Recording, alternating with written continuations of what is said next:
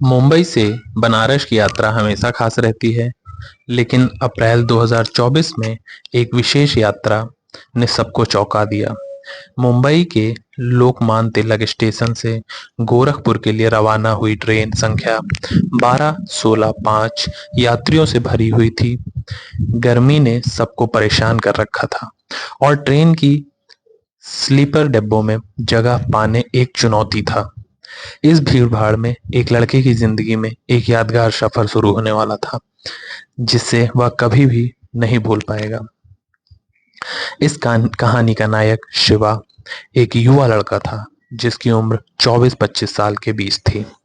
उसके साथ उसकी सीट पर एक दिलचस्प मुठभेड़ होने वाली थी, जो उसकी जिंदगी को हमेशा के लिए बदल देगी। ट्रेन के स्लीपर डिब्बे में जहां जहां जगह ही इतनी कमी थी, लोग गलियारे में और फर्श पर भी बैठने को मजबूर थे।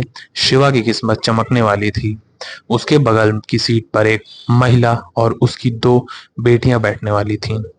यशोदा देवी अपनी 2 बेटियों के साथ मुंबई से बनारस जा रही थीं। रेखा की उम्र 21 साल थी और रिया की उम्र 18 साल थी। ट्रेन की इतनी भीड़ थी कि स्लीपर डब्बे की जगह ही नहीं थी और हर जगह यात्री जगह तलाश रहे थे। यशोदा और उनकी बेटियों का टिकट 34 नंबर सीट पर था, जो मिडल सीट होती है। यह जब यशोदा और उनकी बेटियां आती हैं, तो शिवा अपने सीट पर बैठा हुआ था, खिड़की के पास। जगह की कमी के कारण यशोदा शिवा से कहती है, अगर वह खिड़की के बगल में कुछ समय के लिए बैठ सके तो वे आराम महसूस करेंगी। शिवा, जो पहले से ही यशोदा और उनकी बेटियों की खूबसूरती से प्रभावित था, तुरंत अपनी सीट बदलने का प्रस्ताव मान लेता है। अब शिवा रेखा के बगल में बैठता है। रेखा गर्मी और भीड़ से परेशान है और अपने स्थान को लेकर असुविधा महसूस कर रही है। उसने अपनी माँ से कहा कि उसकी योजना के अनुसार उन्हें एसी की टिकट लेनी चाहिए थी, लेकिन यशोदा ने कहा था कि एसी में घुटन होती है। अब वे इस गर्मी और भीड़ में फंसी हुई थीं। रेखा शिवा से बात करती है और शिवा बताता है कि ट्रेन की भीड़ से निपटने के लिए उसने एक बार बाथरूम में बैठकर यात्रा की थी।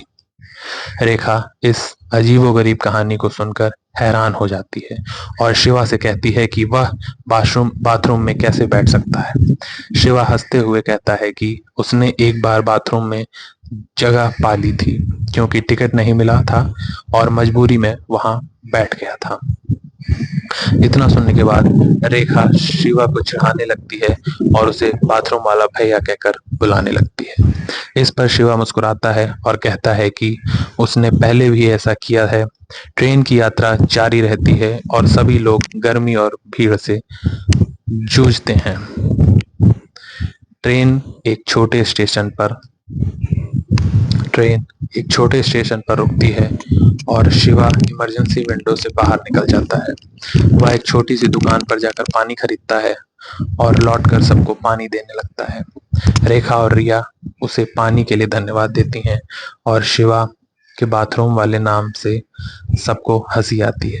शिवा पानी लाकर देता है और फिर सब लोग उसे बैठने का इशारा करते हैं। रात का समय आता है और अब सभी यात्री सोने की तैयारी में लग जाते हैं। शिवा और रेखा के बीच बातचीत बढ़ती है और धीरे धीरे उनके बीच दोस्ती की शुरुआत होती है। रेखा शिवा के कंधे पर सिर रखकर सो जाती है और शिवा उसे संभालने की कोशिश करता है। शिवा की छुअन से रेखा जाग जाती है और उसे असहज महसूस होती है।